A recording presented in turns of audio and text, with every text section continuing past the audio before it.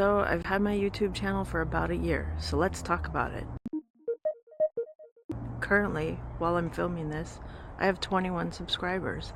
So I'd really like to talk about how I started my channel, what my channel was originally about, and this might be interesting to you if you are just a casual YouTube watcher or if you're someone who is interested in starting your own YouTube channel. I think you'll find this very interesting. So anyone that has a YouTube account knows that your YouTube is pretty much connected to your Gmail account, so your Google email account. So usually if you were kind of brand new newbie and you wanted to leave a comment on someone's video, usually your YouTube username is going to be the same name that you use for your email. So I had spent obviously many years using the email that was my first name and last name at gmail.com, because obviously you don't want to use an email address of like hotcutie14 when you're trying to be professional and apply for jobs.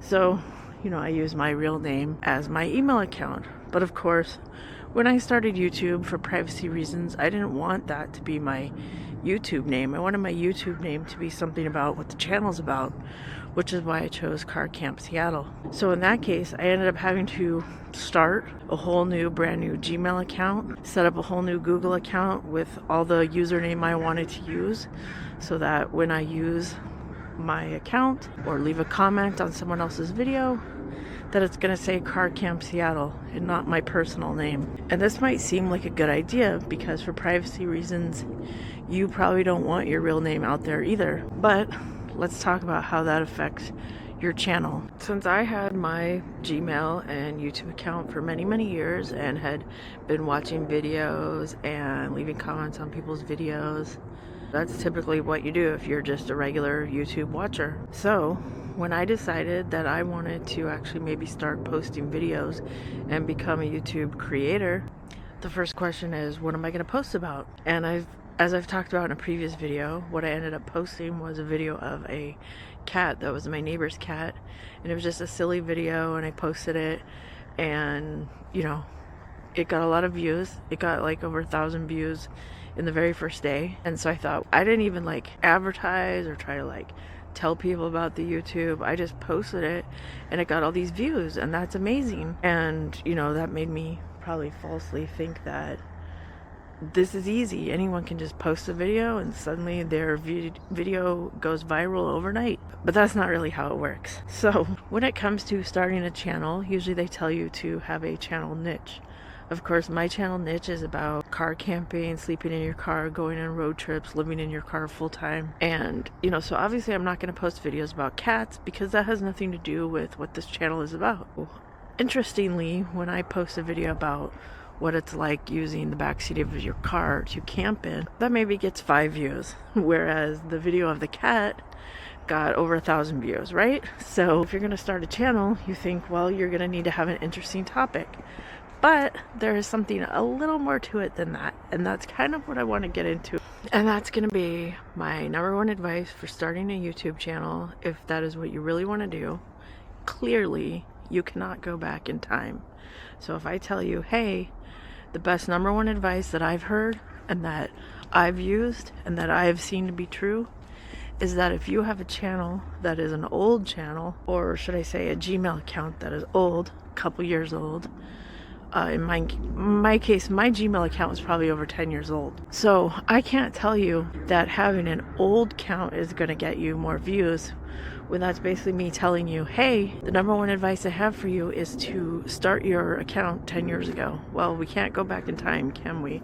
You can only start an account today. So for me to tell you that the best way to have success is to go ahead and start an account 5-10 years ago, that's just not feasible. And so unless you have a time machine, that's just not going to work. So because now that I have officially 2 channels, that means that my channel that is 10 years old, linked to my Gmail account from 10 years ago, gets hundreds of views on the videos that I post.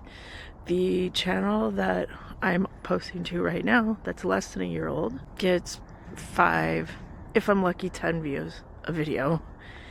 And these can be videos that are about the same exact topic. And the only reason I'm telling you this is because I did it through trial and error to realize that having an old, aged account just gets you more views. And why is that? I think that's because YouTube really wants you to prove that you're like a real person with history, and that if you were just someone who just started an account today and started posting right away, you just, I guess, haven't proven yourself and hasn't given YouTube a way to prove that you're not just like a spam account. Because there's people that maybe like create a brand new account, post a video, and then they never post again, or they delete their account or whatever. And so if you don't have any history, and what I'm going to say by history is not so much that your account is old, but that your email account is linked to other things. So not only do you send emails to people, maybe you've signed up for different services, and your email account is a link to different services you've signed up for, like Netflix or whatever. Obviously, if you use your email for work, there's going to be a lot of activity going on in your email. This all proves that you're like a real person that really exists. You leave comments on other people's YouTube videos, so you interact with others. This is all stuff that kind of proves that you have a history, that you're not just like a spam bot account, that you're a real person. And so I guess that means that it would be good that if you just start an account today, maybe you start building up some history. Start using that email account to sign up for things. Start using that email account to send out emails to people, and that people actually respond back to you. And start using that email account and YouTube account by commenting on other people's videos, leaving likes, or subscribing to content creators. And then this way, this kind of proves that you're a real person, not a spammer or some bot that is just being set up to scam people. You need to do all that before you actually start focusing on your channel and making sure that you're posting quality content that people are actually going to want to watch. Now, that was all clearly advice for people that are interested in starting a YouTube channel. But if you're someone who just likes to watch videos, this probably doesn't apply to you. But this is where I want to talk about another topic. And that is, every time you see a YouTube creator, they usually get very annoying by telling you to like their video, which you would have liked it if you liked it, right? You don't need to be told to like a video. And then they'll tell you to subscribe to their channel. And, maybe you do, maybe you don't. Subscribing to someone's channel just means you're probably going to get little pop-ups and alerts that person posted a new video. And you might find that annoying, and you don't want pop-ups and alerts. So just keep in mind, the reason why people are telling you to like and subscribe is because that means that they are usually trying to get monetized by YouTube, which is a good thing. Making money is always a good thing, right? But in order to get monetized, you have to have a certain number of subscribers. In fact, even to use the YouTube Go Live feature, I think you have to have a certain number of subscribers. So there's some real incentive for people to say, subscribe to my channel, right? And you may not even be interested in subscribing, but it's a way of helping them. And the whole thing with, hey, like this video. Well, guess what? It's not because people are like, they need to get an ego trip and they want you to tell them that, hey, I feel good when someone leaves a like. There's more to it than that. I mean, I don't know, maybe people do get a big head when they get a lot of likes on their video, but it really has more to do with how YouTube will take a video that has a lot of likes and it will push the video out to more viewers. So by you liking a video, that means more people are going to see that video. And of course, you want lots of people to see your video, because down the road, that's kind of like how you get paid by YouTube.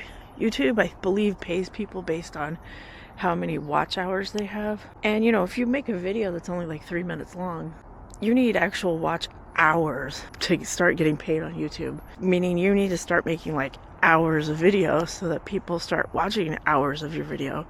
But you've got to keep people entertained. Most people, they'll click on a video and only watch it for a couple of seconds, and then they'll click on something else. Because if you don't kind of like grab them and get them interested in what you're talking about, they're just gonna like move on to something else. That's just human nature. So of course, when people say, please like my video, oh, please like me, it's really more about, you're gonna help them in a way. It's a way of showing them you support them, and then that way they can push that video out to more viewers, and then more viewers can like them, right? So I hope that you found some of this informative. So if you're interested in starting your own YouTube channel, let's talk about a couple more things. Pardon me if this camera is a little bumpy while I'm walking through the hills of the forest. What I've heard is when you are monetized on YouTube, your videos should be at least 7 minutes long. Now you probably notice a lot of my videos are probably like 3 minutes long. So if I was monetized, I probably am not even making videos long enough to even make any money.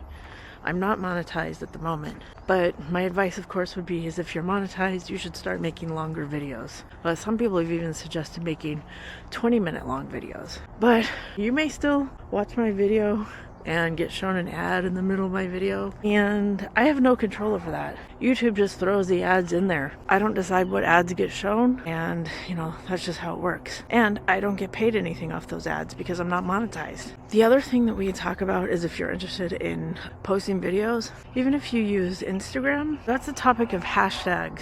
This one's kind of always confused me because on YouTube, you're really only limited to 3 hashtags. You'll probably notice that in a video, it'll show like 3 different topics, the 3 different hashtags. And you may put 3 hashtags and YouTube only shows 2 of them for some reason. But you could try to put like 5 hashtags and YouTube is still gonna only show 3 because that's what's limited. But sometimes I look at other content creators and I see people and they put like 10 hashtags. And if there's no point to doing that, if they're putting too many and you're only limited to 3, I don't know if they're getting any more extra success because they put so many hashtags. I've seen people that they have thousands and thousands of subscribers and they've never used a hashtag ever, right? So I really don't know how well the hashtags really help or not. I use hashtags, I use 3. And the reason I mentioned Instagram is because you can pretty much use unlimited hashtags on Instagram, and I always was told to try to put as many hashtags as possible, like 50 hashtags.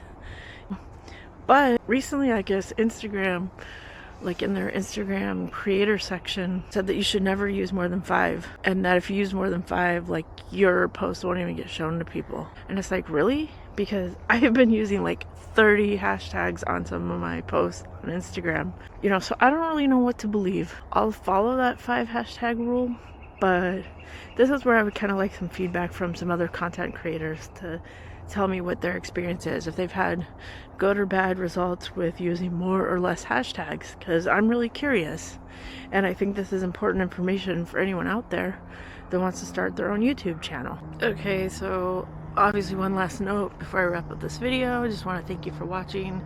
This is of course where I tell you like and subscribe, because that's just what you're supposed to do and say.